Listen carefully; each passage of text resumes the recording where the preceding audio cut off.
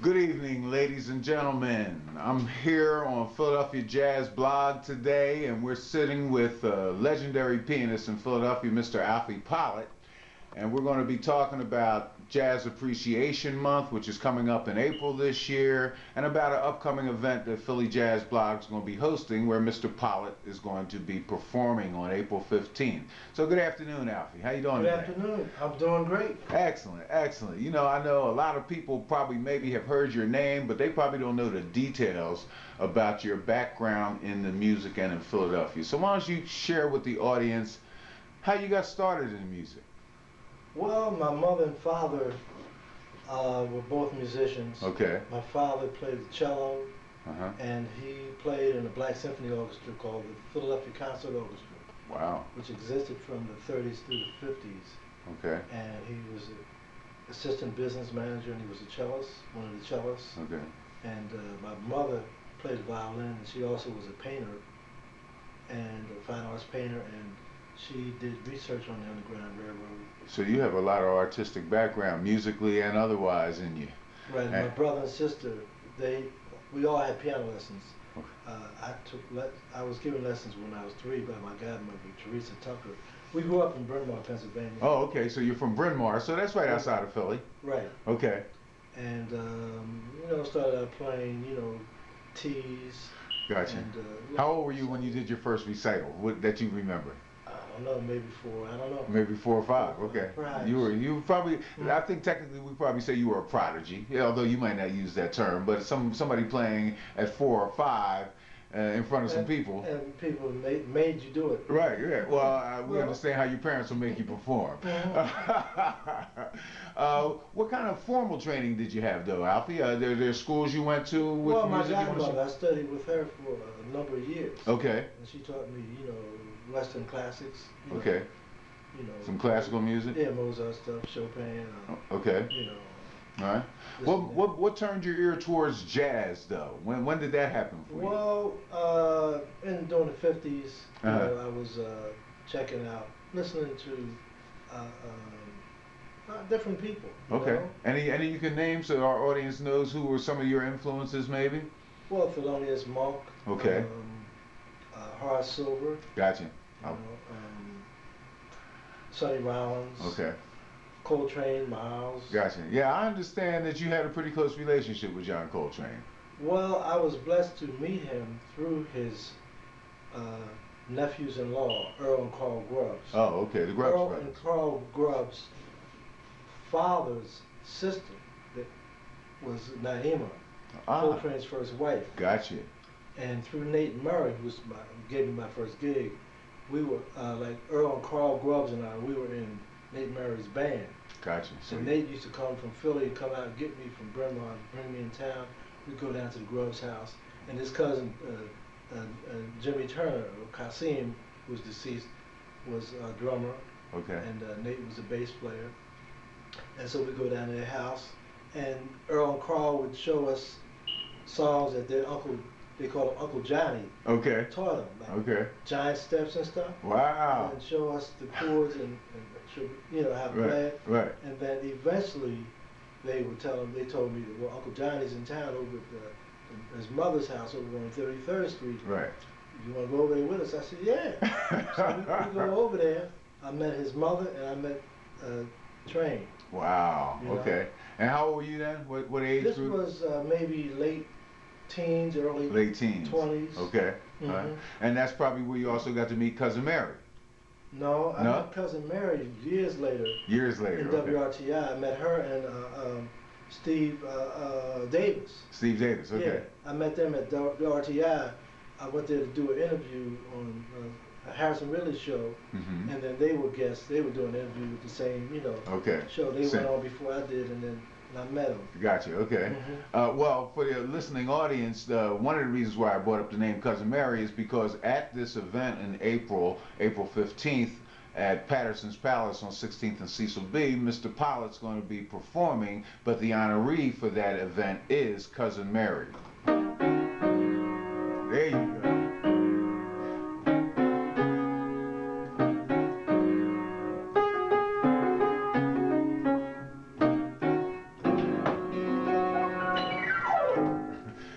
her song, the song that her cousin wrote for her. Exactly. Called Cousin Mary. And she would tell me that when she would be in New York and she would walk into a club, Train would stop playing what he was playing and break into Cousin Mary.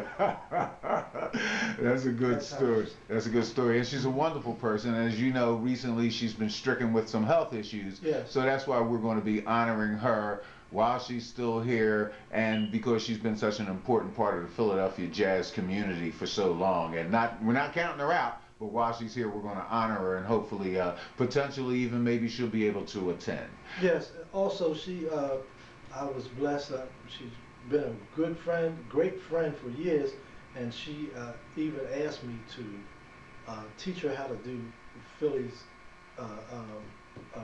Philadelphia official dance. Okay. The bop. The bop. Okay. And she had me come over the house, and I taught her the bop a few years ago. Okay. So you want them smooth boppers? Well, no. But you know the basics. We do the bop. Right, we do the bop. That's what we do. Okay, all right.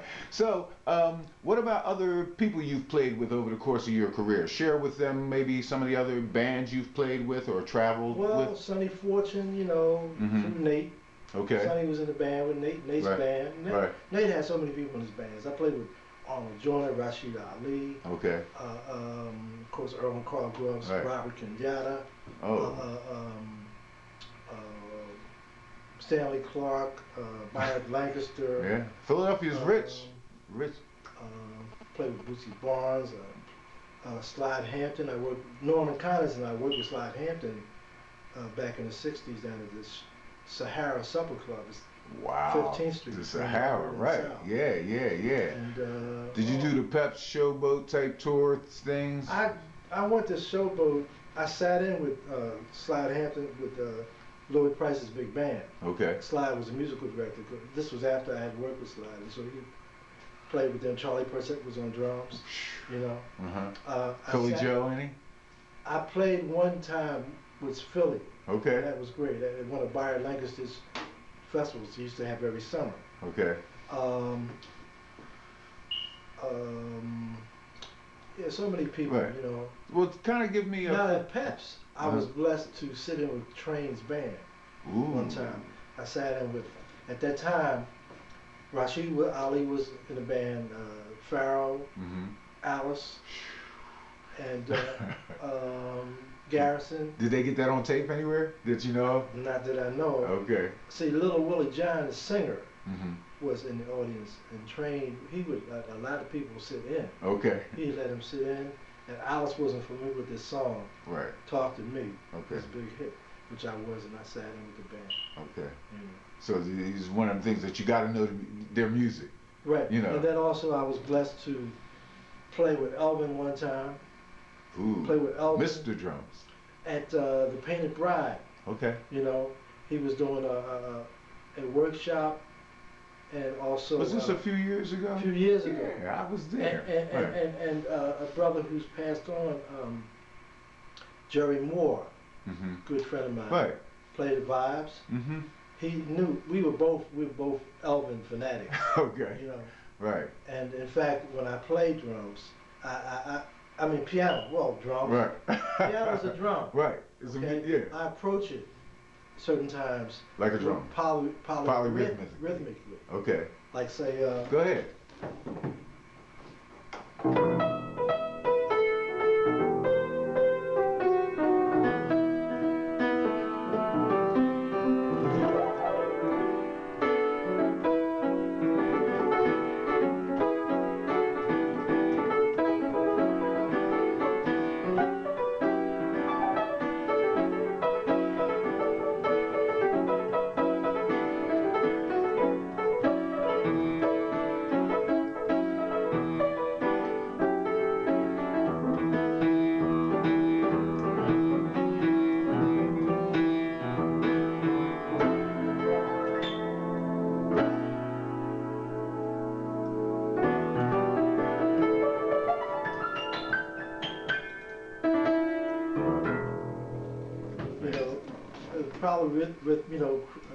cross rhythmically, and so I was blessed to play with Elvin.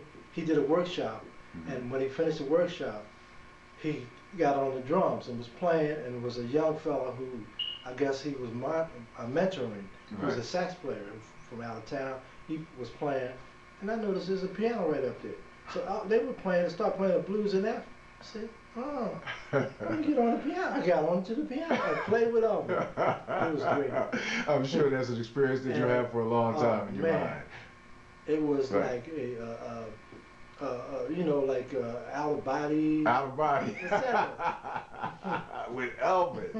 Now let me ask you something. Well, what kind of, I know you do a lot of teaching. Yes. And as a result, you probably get exposed to maybe some of the young lines that are coming up. Who would you say in the Philadelphia scene is one of them people that we should keep an ear out for? Well, there's like 3 young fellas that I know are great. They are, you know, they're a little older now. Like Daoud, the trumpet player. Right. Daoud Al-Bakara. Okay. And he's with the group Kindred. Gotcha. He plays with them, plus he has his own CD out. Right. Jalil Shaw. Okay. An excellent saxophonist, and he's with, I think he's with the Mingus Band now, along with Jonathan Blake, the drummer. Right. Jonathan was in town with Nicholas Payton recently. A little while ago, right. You know. All 3 of these guys, I mean, when they was like much younger, you know, I kind of like mentored them. Okay. You know. All right. And we got to pass it on. I hire them sometime for gigs. Right. You know? Yeah. We got to pass it on because can't take it with us. You know. And they guys who really keep the tradition going. Like for an example, when Daoud and Jalil, they were like around 8 or 9. Byard Lancaster and I, we were blessed to be able to introduce them to Art Blakey at the New Tech Theater at the time. And they sat in and played Moaning with Art Blakey. Wow. And those little guys.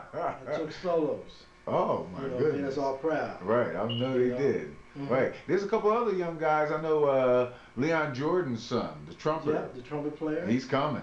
He's coming strong. You got Mateo. Right. And Manuel, his brother. Right. And Farid Barron. Farid. Oh, yeah. Now Farid and I, see, I used to play with his mother and father, George Barron. Okay. And I think his mother's name is Juna, but okay. All right. Like Dr. Malana Karanga says, rescue me if I'm wrong. Right. Okay. So like I used to play in their band, did performances with them. But Farid and I, we get together on the piano and we do sharing. Wow. See, because he has a illustrious history. He worked with Marcellus. Right. And recently. Right, and he also keeps the tradition going, like, you know, Jelly Roll Morton, James P. Johnson stuff, and, you know, et cetera, et cetera. Maybe that'd be a good thing to get you 2 together on a gig, a dual thing. Sure. You know? Yeah. So what other things are you doing personally? Do you have a new CD out? What's happening with you musically? Well, musically, Sam Reed, saxophonist, Richard Adderley, who's Cannonball Adderley's first cousin, vibraphonist, Eddie Harris, bass player, Alan Nelson, the drummer, and myself. We recorded the CD several years ago. We went and did it. We had a group. We call ourselves the Elements of Jazz, and that's one of the last projects that we did. Now, also myself, I've been doing dancing. I've been doing oldies dancing. I've been working with a fellow named Otis Gibbons, who was a master of some of the Philadelphia tradition dances. He used to dance on a black TV show, dance show during the 50s called the Miss Thomas Show. He's a master of this ballroom strand and cha-cha. Okay. And they're bringing that back? Are they bringing it back in Philadelphia? Well, it never died, never went anywhere, but they're publicizing it more. Yeah, we're engaged in that. Okay. And in fact, he's going to be performing on a show we're giving at the Uptown to help bring back the Uptown Theater. Gotcha. Okay. You want to tell the audience some details about that? Right. That's going to be Sunday, May 7th at the International House at 3700 block of Chestnut Street, and the Uptown Entertainment and Development Group, which I'm a part of the planning committee for this concert, is giving this event. Martha and the Vandellas are the headliners. Okay. The Blue Notes, the original Blue Notes. Otis Gibbons. There's some other artists who have not completely confirmed yet. However, we will have other artists on the show. Okay. And Otis and his group called the Old School dance crew. Okay. So the audience could contact the International House at 37th and Chestnut, or is there another number? Well, they can call 215-236-2100. That's for the Uptown group. Okay. All right. Office.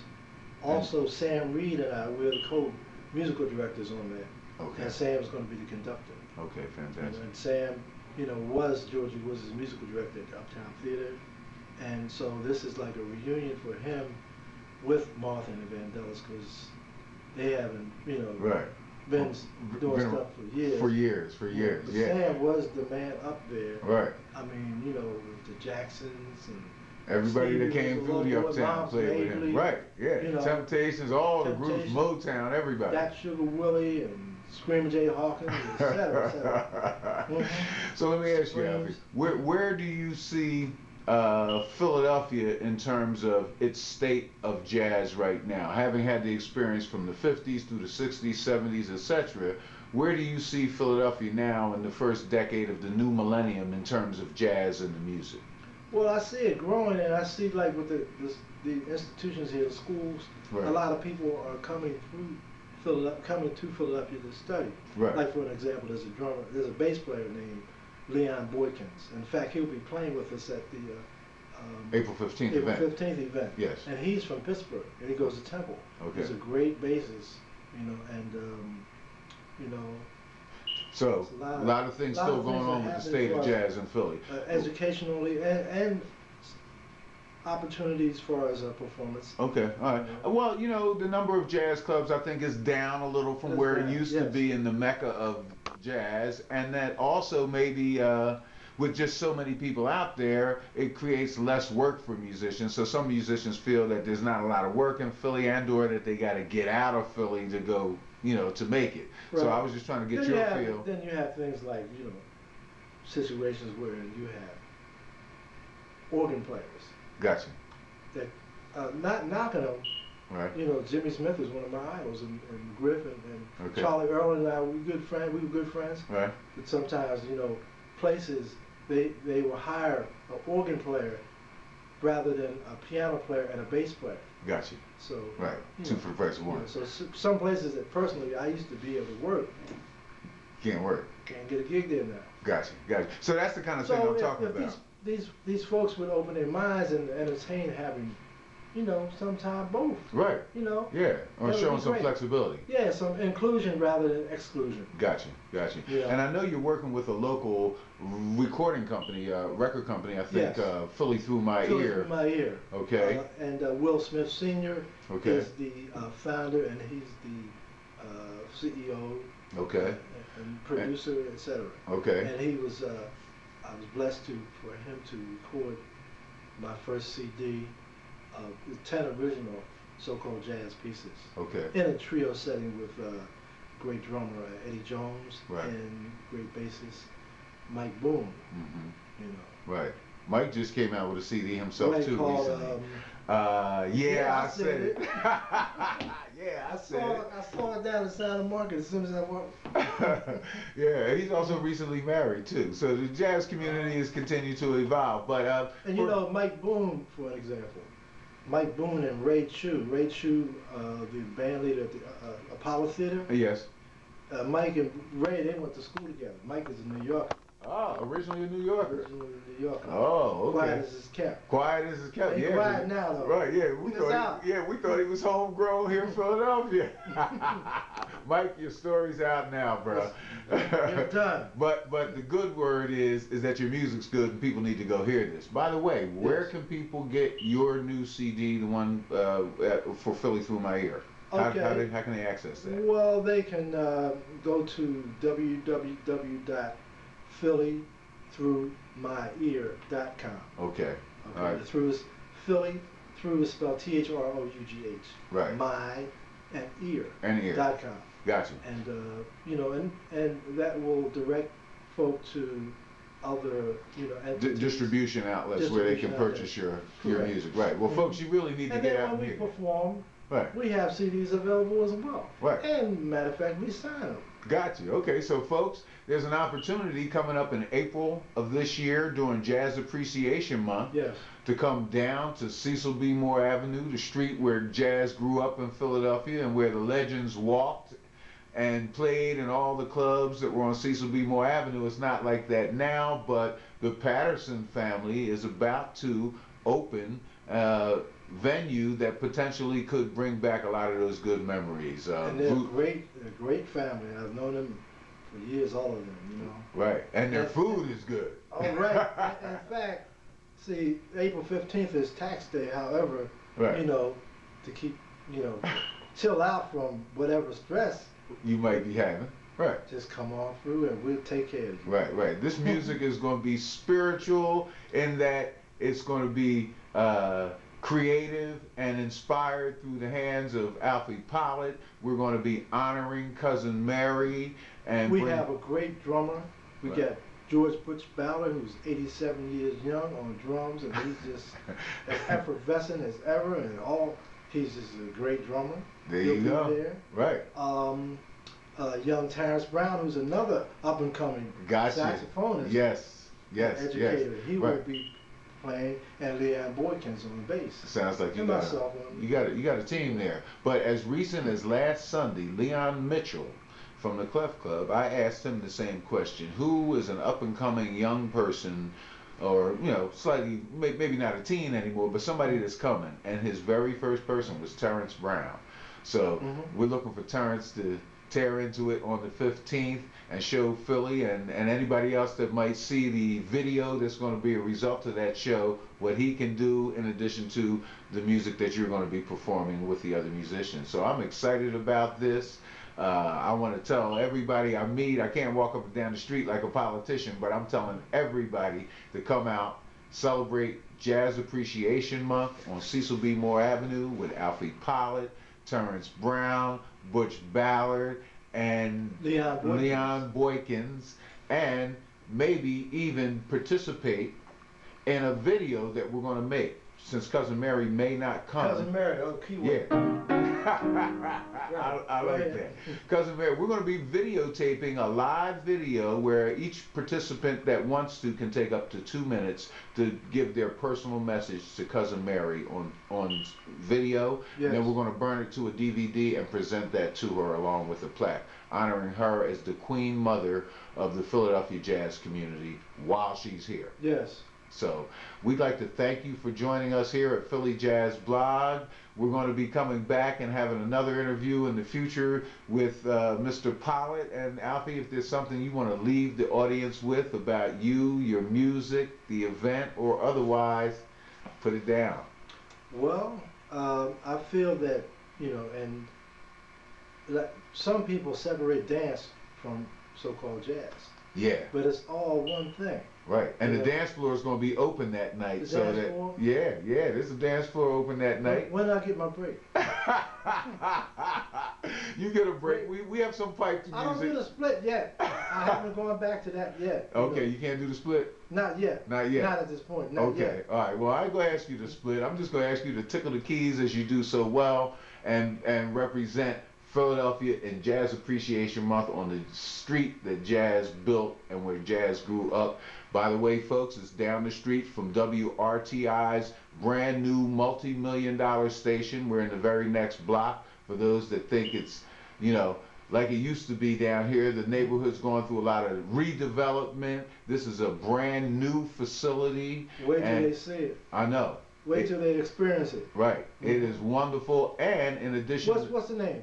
It's called the Patterson's Palace. And it's very palatial. And by the way, we already have a number of pictures of some of the living legends of Philadelphia jazz that are still alive already adorning the place. So it's ready for jazz. And Bruce Patterson's going to be opening that place, I believe, officially in late April to the general public. And they're going to be pumping the Patterson cuisine that they are known for. And I'm ready for cornbread and soup.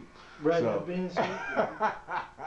So Alfie Pollitt, thank you. Thank you. And we'll be joining you again, folks. Make sure you get out to our event. In case you didn't find out the phone number where you can get tickets or make reservations, it's 267-970-8255. 59. And if you're online, go to Philly Jazz Blog, which is all one word, Philly Jazz Blog, BOLG.blogspot.com, and keep your finger on the pulse of what's happening in Philadelphia online. So thank you, and we'll be tuning out with Mr. Pollitt and a few notes.